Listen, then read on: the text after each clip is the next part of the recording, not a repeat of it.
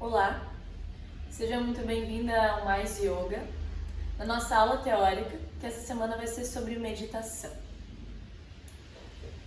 Como sempre, temos uma colinha, que esse assunto tem realmente muitos desdobramentos, então gostaria de passar com você sobre algumas coisas bem importantes para ter um entendimento melhor sobre esse assunto e também para conseguir desmistificar um pouco a meditação.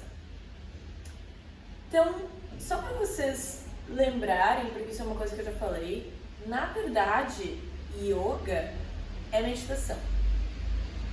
Então, o que a gente faz em aula não é yoga.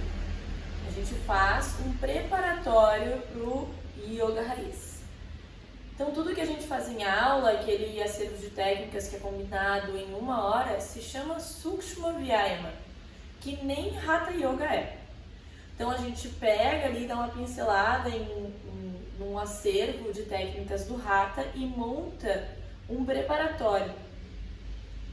Visto que a gente vive de um jeito, ou vivia anteriormente de um jeito que não nos possibilita ou que não seria muito condizente com a nossa vida a aplicação do Hatha Yoga, porque o Hatha ele é um caminho que é tipo uma escada.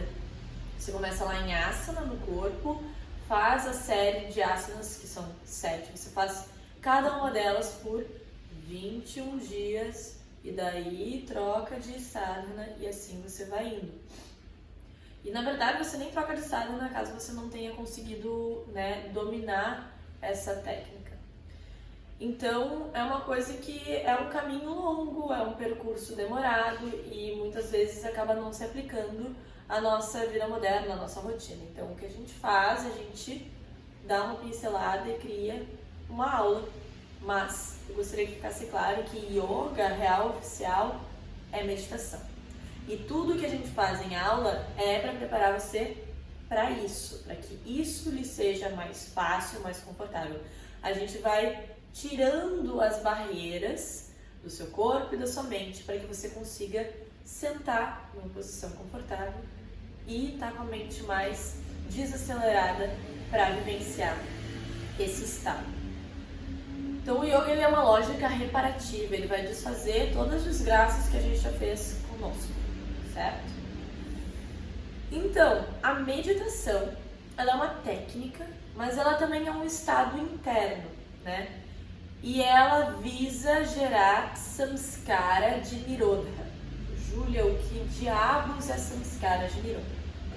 Samskara é uma impressão, um registro interno. A palavra que eu acho que melhor define na nossa linguagem é tendência. E Nirodha é esse acalmar, é esse silenciamento. Então é esse estado que você constrói. Então, cada vez que a gente reage a alguma coisa externa, a gente cria uma impressão interna para reagir da mesma forma numa outra vez.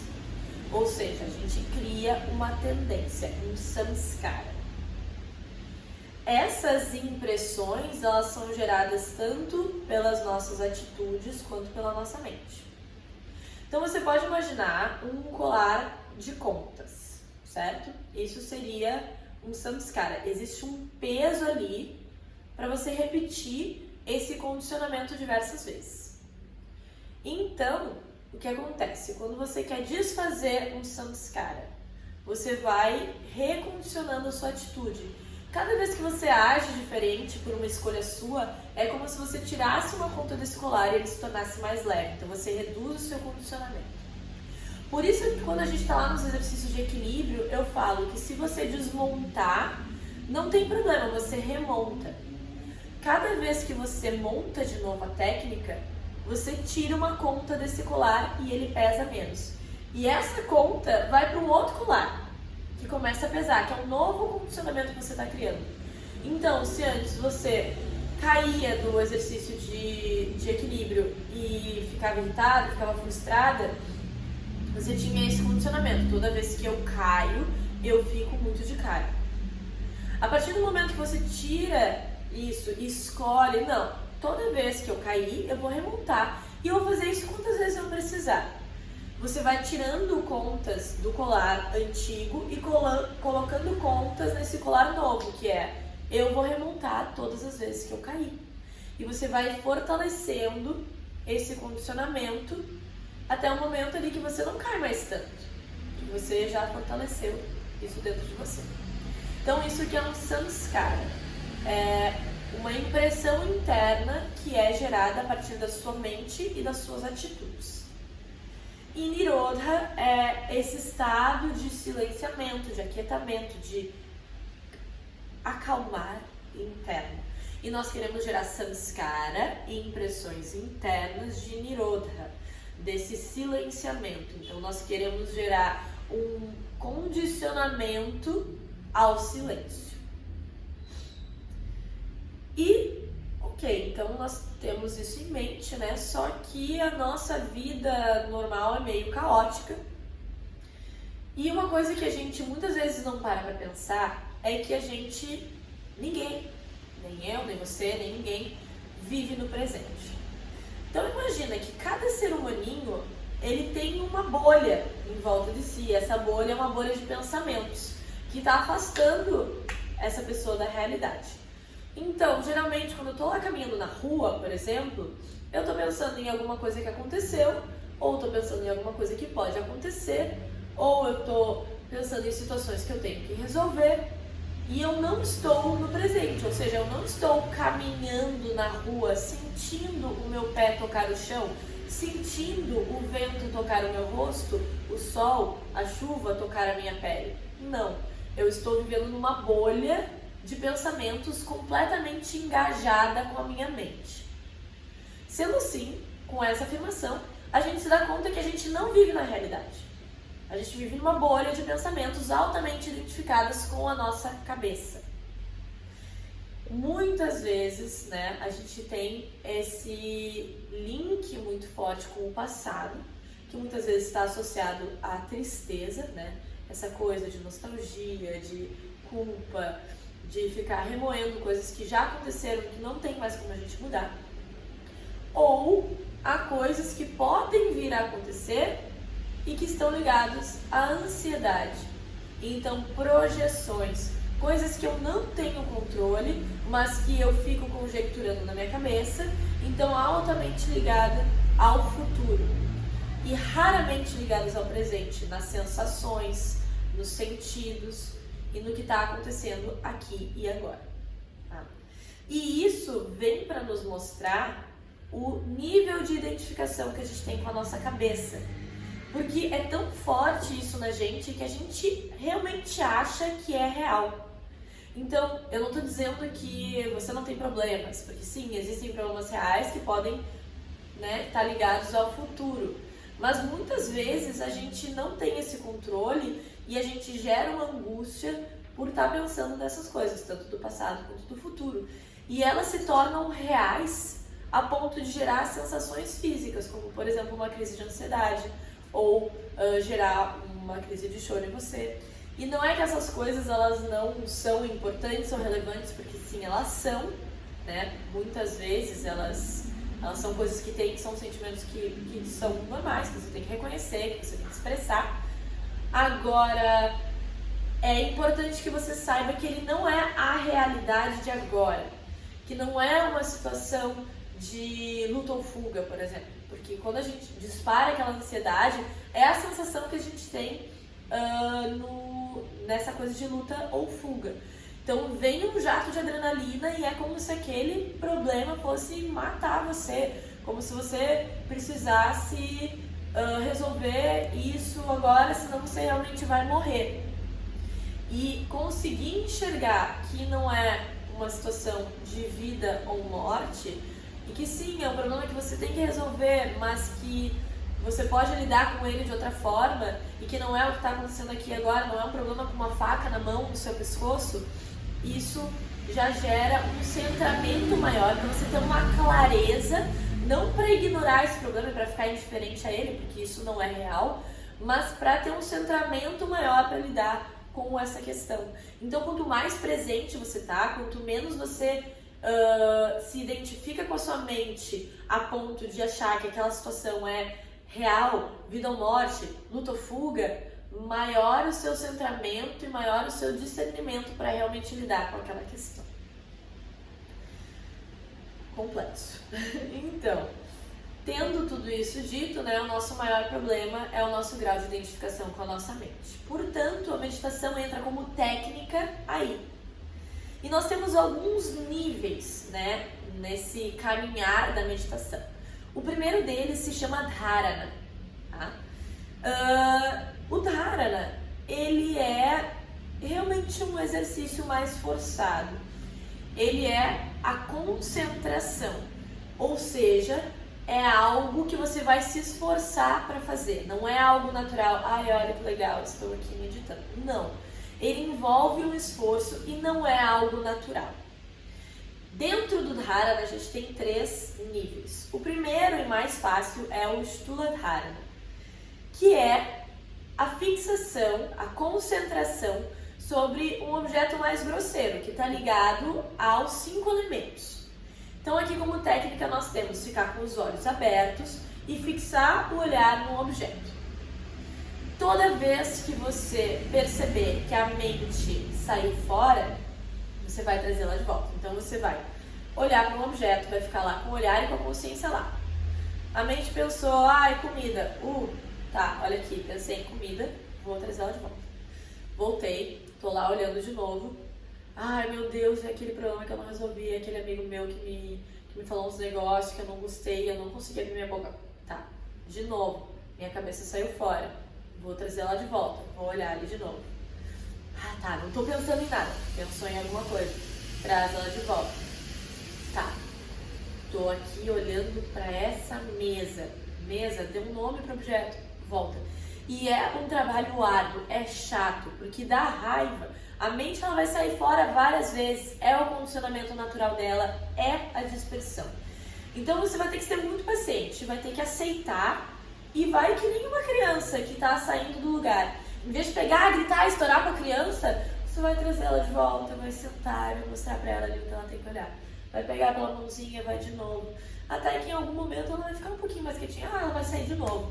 Ah, tá, vou trazer. Quantas vezes você precisar, você vai trazer a sua cabeça de volta. E aí a gente tem esses níveis, né? O primeiro é você aprender a escutar quando a sua cabeça saiu fora. Porque às vezes, o nível de identificação que a gente tem com a nossa mente, a gente nem escuta os pensamentos. É tão natural tá aquele burburinho dentro da cabeça que você já tá habituado. Então, o primeiro passo é você enxergar que isso acontece.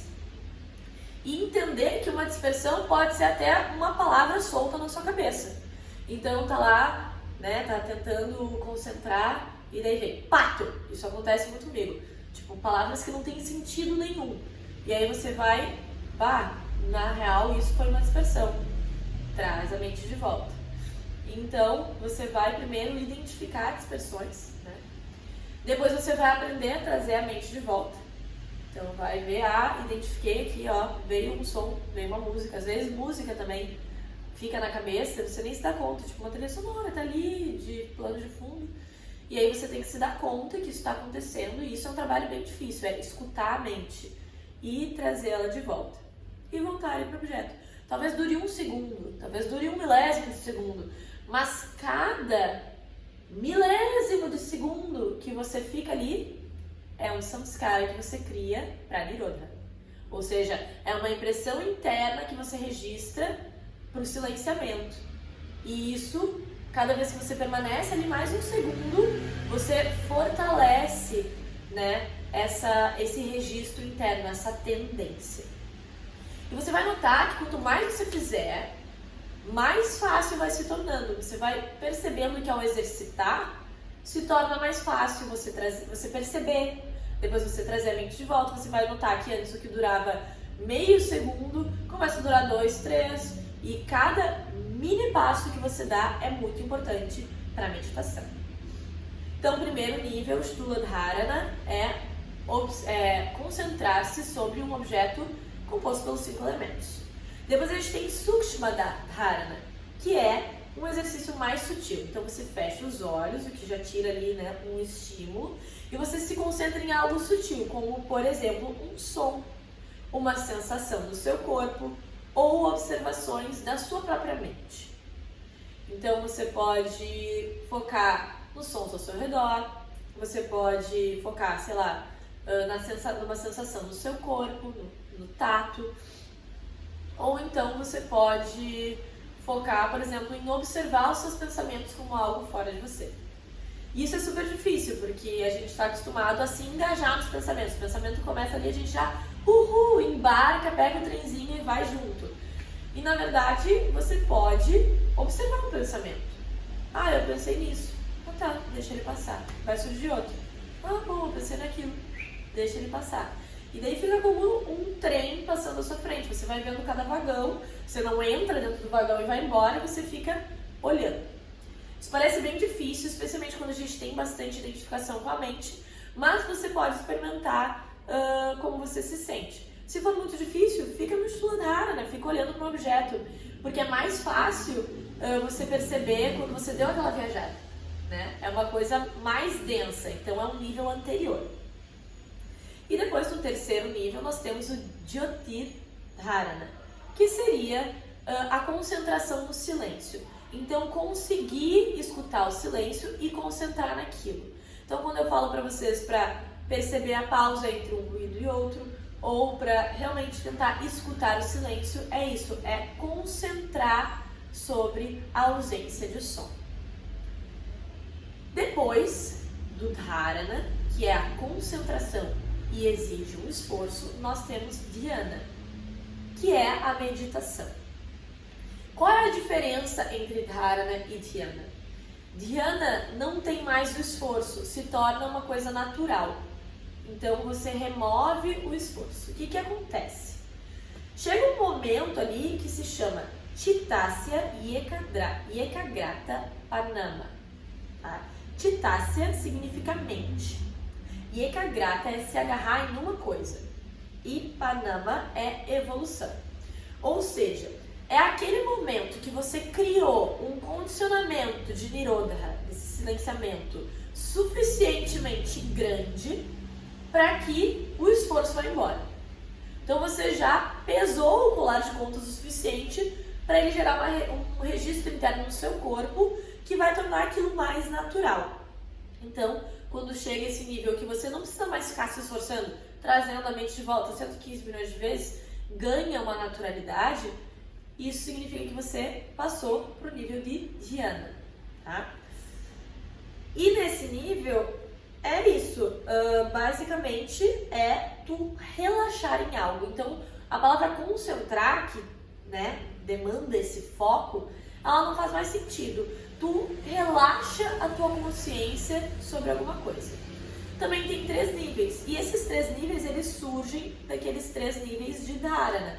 Ou seja, é a mesma coisa, só que tem um ar, tem aquela coisa de ser uma meditação espontânea.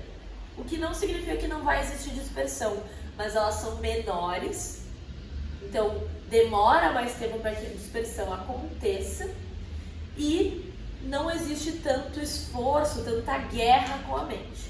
Então o primeiro nível também se chama Sthula e se chama agora Sthula Dhyana, e também é meditar sobre algo composto pelos 5 elementos. Tá? O segundo, Sukshma, agora Dhyana, meditar também sobre os elementos sutis, lembrando, pode ser som, pode ser sensação, pode ser observação da mente. E o terceiro, também, Jyotir, agora Dhyana, que é meditar sobre o silêncio. Então, eu gosto muito de uma analogia que minha professora fez uma vez, que a mente ela é tipo um peixe. Tá? Você pescou ela, tirou ela para fora da água e ela fica lá se debatendo. Então no início ali, na concentração, o peixe vai estar loucamente se debatendo e você vai estar incansável ali olhando aquele movimento. Em um dado momento começa a faltar ar, né? E o peixe vai dando só mais algumas debatidas assim, daí demora mais entre um movimento e outro, até que no momento o peixe infelizmente morre e não tem mais movimento, né? Mas esse processo todo, né, de aumentar o espaçamento entre um movimento e o outro, certo? É uma analogia bem triste, mas enfim, ela funciona bem, então lembre-se disso. E depois existe um nível bem mais avançado que se chama de Samadhi. Talvez você já tenha ouvido essa palavra, que ela é bem, né, popularizada. Samadhi, ele não tem grandes diferenças em dhyana, né? Ele não é mais que meditação. O que acontece é que você ganha um livre acesso, você meditou tanto, você gerou um samskara de nirodha tão forte que você adquiriu a capacidade de entrar e sair de meditação quando você bem entende. Então seria um nível de evolução bem maior a partir, né, da prática da repetição, de Sankhya, que é a repetição.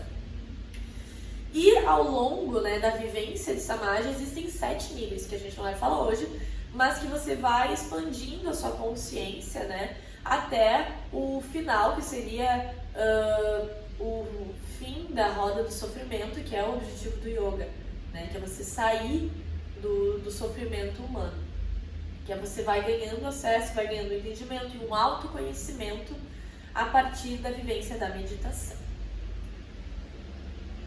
E é isso, é aprofundar. O que eu posso falar pra você sobre meditação, sobre a minha experiência, tá? Eu sempre tive muita dificuldade com meditação, sempre me foi a parte mais difícil da prática.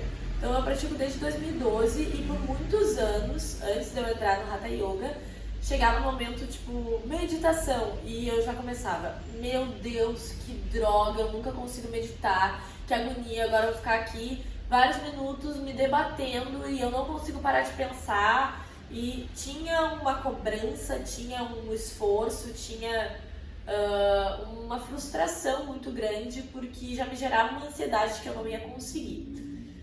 Porque eu tinha muito na minha cabeça de que pra meditar eu não podia pensar em nada. Então eu ficava lutando contra os meus pensamentos, assim, eu ficava me debatendo loucamente e em vez de aceitar que as dispersões existem.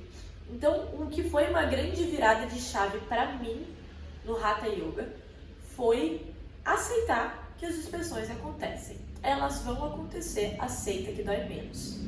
Então, em vez de eu ficar buscando grande silêncio na minha cabeça e, meu Deus, eu preciso abstrair desses sons, mas, meu Deus, olha aqui um motoboy, e ai, agora, e o cachorro latiu. Não, você não tenta abstrair dos sons, você aceita que eles existem, que eles estão lá, mas que entre um som e outro existe o silêncio, e é isso que você vai buscar. Não torne a sua meditação uma guerra. Aceite as dispersões, elas vão acontecer. Você não é um ser iluminado que vai sentar agora do dia pra noite, nossa, olha aqui, essa parede branca que eu não penso em nada. Não, vai surgir uma série de pensamentos e você tem que aceitar, acolher e voltar. Coloca o seu esforço, em vez de se debater numa batalha sem fim, coloca o seu esforço em trazer de volta. Coloca o seu esforço em perceber que aconteceu uma dispersão. Então você redireciona, né, o seu esforço, a sua concentração para outra coisa. Em vez de ficar dando murro em ponta de faca, querendo não pensar, aceita que você vai pensar, aprenda a observar os seus pensamentos, né, a entender que eles não são você. A grande girada de chave é você parar de pensar que você é sua mente. E é muito louco, assim, porque tá, Júlia, mas olha, eu penso, eu sinto. Quando eu penso algumas coisas, realmente gera uma coisa no meu corpo, sim. Isso só mostra o quão identificado você tá com a sua mente. Então você começar a entender que você não é ela, vai gerar uma liberdade em você. E também essa capacidade de não embarcar na loucura, porque às vezes a gente entra na roda e sai fora, né? Então você ter essa referência de que você não é sua mente, você aprender a observar os seus pensamentos é muito libertador.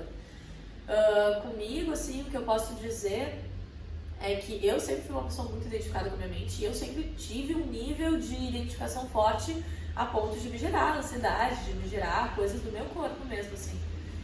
E é louco porque quando você se dá conta que você não é sua mente, tá, mas como é que eu vou me dar conta disso? Por exemplo, se você fosse a sua mente, no momento que você para de pensar, você morreria. E ali, muitas vezes, quando a gente está meditando, às vezes você tem um lampejinho de não pensamento. Você não morreu. Tá aí a prova concreta de que você não é sua mente. Então toda vez que você tem um momento de silêncio, tenha essa referência de que você não é a sua cabeça. E isso vai ajudar você a lidar com a sua cabeça muito melhor. Torne a mente uma ferramenta e não fique dependente dela. Então ela é sua ferramenta, ela é importante, o seu intelecto é muito importante, né? Pensar, criar, realmente conjecturar para se proteger. Tem situações que é necessário que você faça isso, mas não se torne refém da sua mente. Entenda que você não é aquilo, mas que sim existe um condicionamento a você pensar que você é aquilo e a mente sair enlouquecida gerando pensamentos. E outra virada de chave para mim também foi a percepção do silêncio.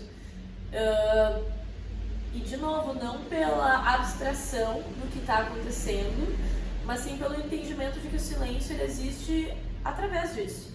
Então, você está aqui num ambiente e existe uma série de ruídos, né? Entre um ruído e outro existe uma ausência de som, por menor que seja, por mais pequenininho. E por trás também desses ruídos, você vai perceber que existe a constante do silêncio.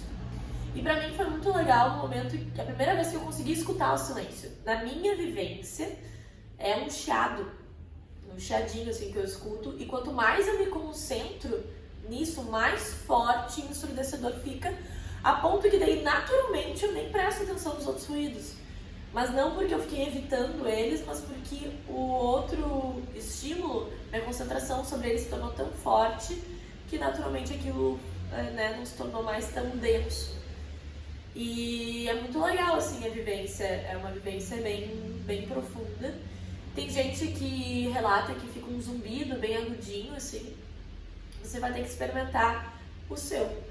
Mas também não se preocupe se você não consegue ouvir. Meu Deus, eu sou uma péssima meditadora, eu não consigo ouvir o silêncio. Tudo bem. Você tem uma série de passos anteriores a isso, nas quais você pode se concentrar, nas quais você pode, talvez até meditar sobre. Você vai ter que achar algo que funcione para você. Inicialmente pode ser uma coisa bem densa. Depois você vai passar por uma coisa mais sutil. Ou daqui a pouco você conseguiu até meditar no denso. E daí depois que você medita no denso, você passa para o próximo nível. Você vai ter que se experimentar e ver o que funciona para você, tá? E novamente, sem ficar se debatendo numa coisa sem fim, uma coisa sem saída, e sim direcionando esses esforços para trazer sua mente de volta, que é o que realmente importa.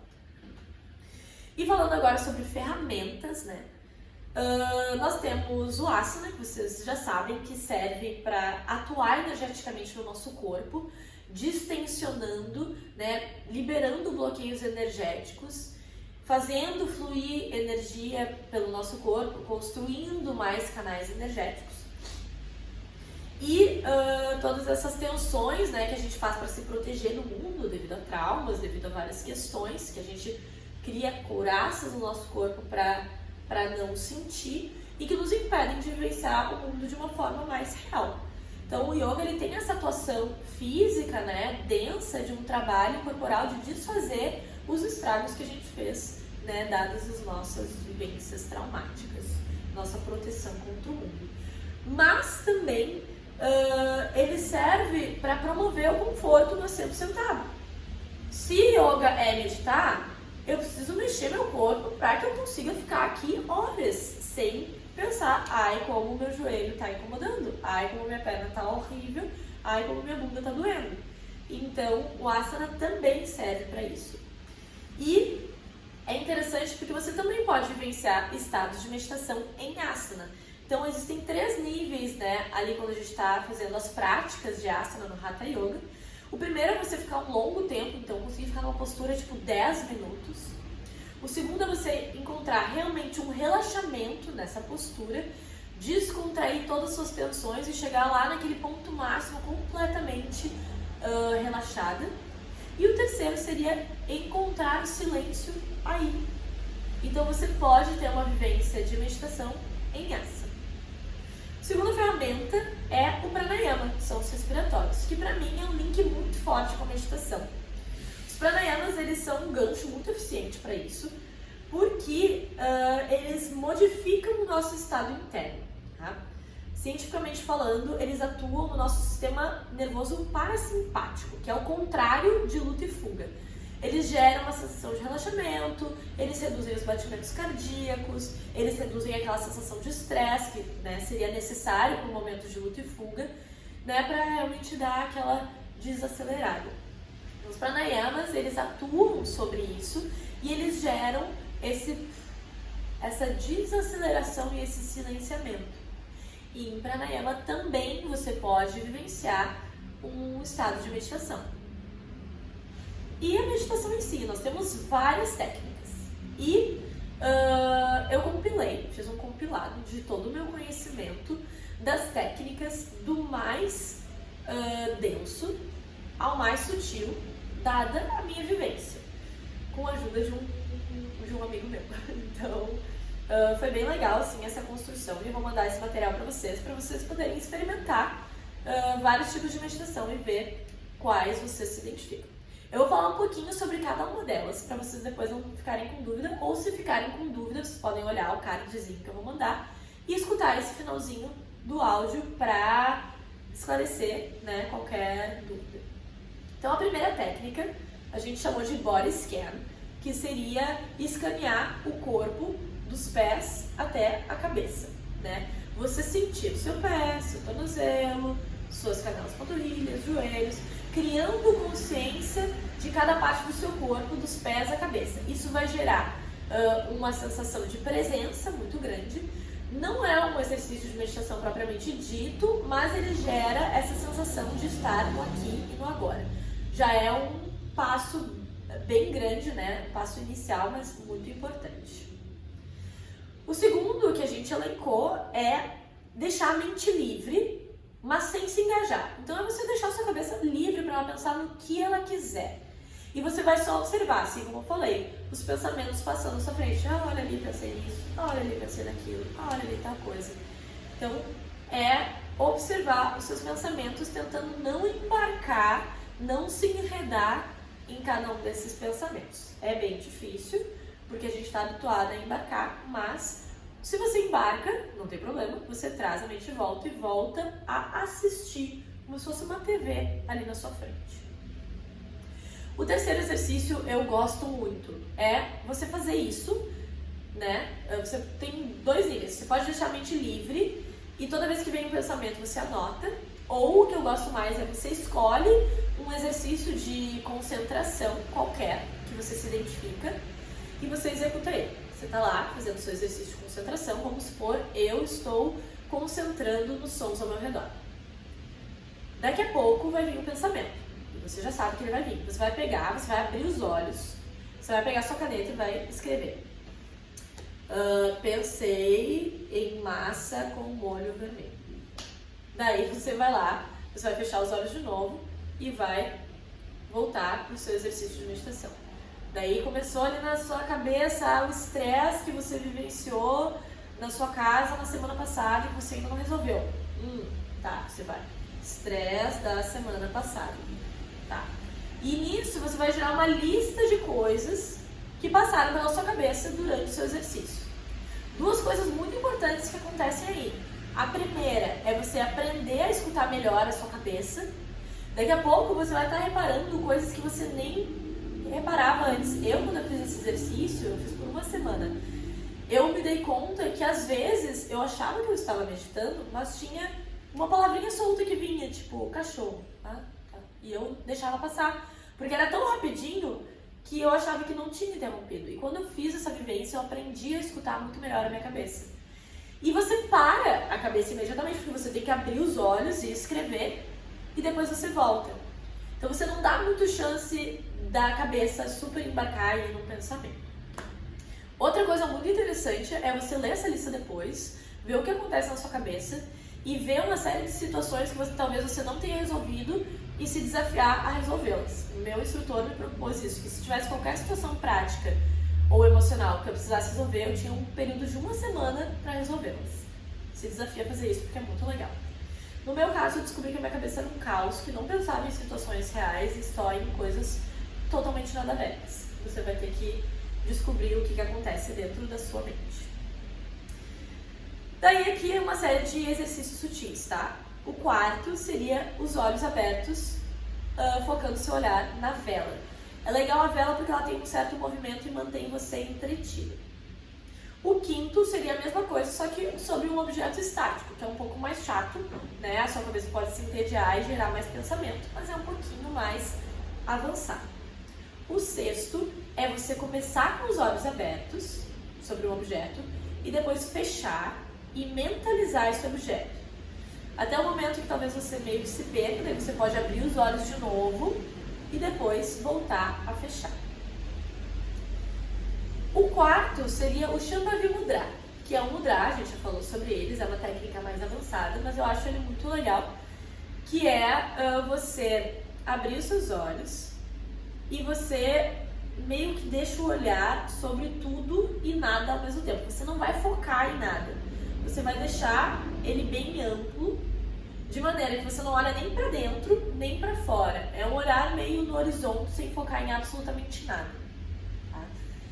Você pode fazer um nível mais fácil, que eu acho mais iniciante, que é realmente desfocar o olhar.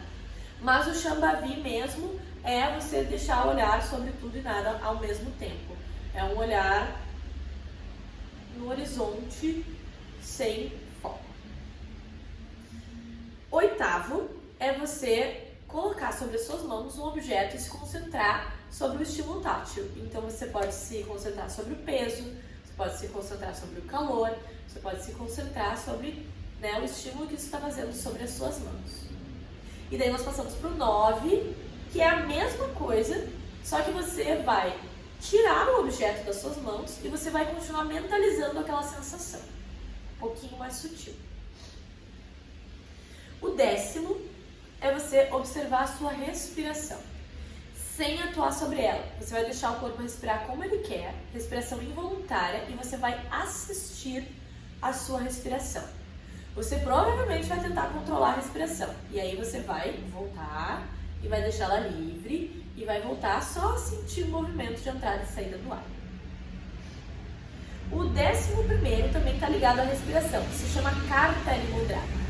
Também é um mudra, um exercício mais sutil, como a gente já conversou sobre isso. Você vai inspirar imaginando que a sua energia se dilata por todo o seu corpo e depois você vai exalar e a energia se retrai até ficar do tamanho da cabeça de uma elefante. Inspira, a sua energia cresce, vai para cada canto do seu corpo, exala, ela se retrai até um tamanho microscópico. O 12º é um mantra, então é uma vocalização. Você vai repetir o mantra So, S, O, Ham, H-A-M. Você vai sentar lá e vai ficar So, Ham, So, Ham, So, Ham. E vai concentrar sobre isso. Quanto mais rápido, mais fácil, porque tem mais movimento. Quanto maior o intervalo entre o seu So e o seu Ham, mais difícil é a técnica, porque existe ali um intervalo que a sua cabeça pode entrar. Então você pode, né, começar mais rápido e ir reduzindo o ritmo, se experimentando nisso.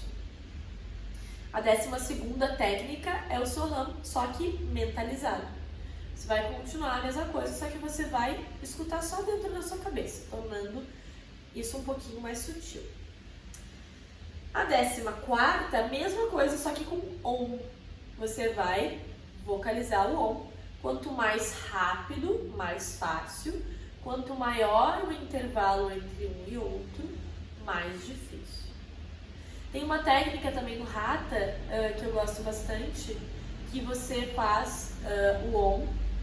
Você inspira e você solta o ar no Om, é um respiratório. O O seria tipo 20% da sua vocalização e o M 80%. Olha.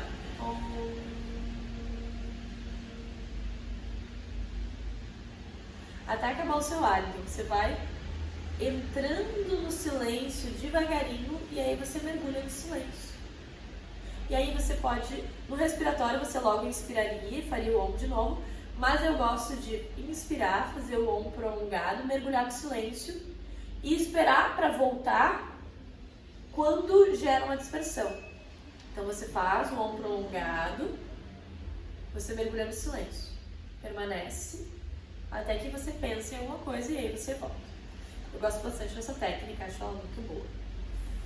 A 15ª seria o OM vocalizado, mesma coisa, só que na sua mente. E a 16ª seria o que a gente faz bastante em aula, é o radar de ruídos, é você parar e observar todos os sons ao seu redor. Desde o mais grotesco, o motoboy passando, até o mais sutil, o som da sua própria respiração, ou o som do vento batendo na janela. Então você vai ampliar o seu espectro, você vai escutar sons que se você não tivesse com essa atenção plena, você não conseguiria escutar, e você vai ficar presente com isso, buscando os sons. A 17ª, também fazemos em aula, é perceber o silêncio entre um ruído e outro, por menor que ele seja. E a 18ª, que é a mais avançada, é perceber o silêncio em si, é tentar escutar o silêncio, aquilo que eu falei, é você tentar encontrar o som do silêncio. Pode demorar um pouco, mas quando acontece é muito legal. E antes de você chegar nisso, você não precisa se preocupar. Você tem uma série aqui, só aqui a gente elencou 18 técnicas muito boas que você pode usar para fazer sua meditação, para evoluir nesse percurso, certo? Então, acho que os pontos mais importantes de tudo isso que a gente falou é, né, aceite que a sua mente vai dispersar, não se frustre com isso e vá gerando um condicionamento. Entenda que cada pequeno passo, que talvez você nem reconheça como um passo, é um grande fortalecimento do seu samskara de Nirodha, é um fortalecimento desse silenciamento do seu corpo, é uma quebra do seu condicionamento de dispersão. Então, tente internalizar isso, de que, não é você, é a humanidade inteira que é dispersa. Mesmo as pessoas, né, que já meditam há muito tempo têm dificuldade, depende do dia, depende do que aconteceu com você. Então, aceitar isso, né, gerar uma autoaceitação e criar essa luta que é direcionada, né, que é real, não é uma luta sem ter a possibilidade de ganhar, é uma luta que você vai aprender a entender quando você dispersa e a trazer a sua mente de volta. E você vai encurtando os ciclos.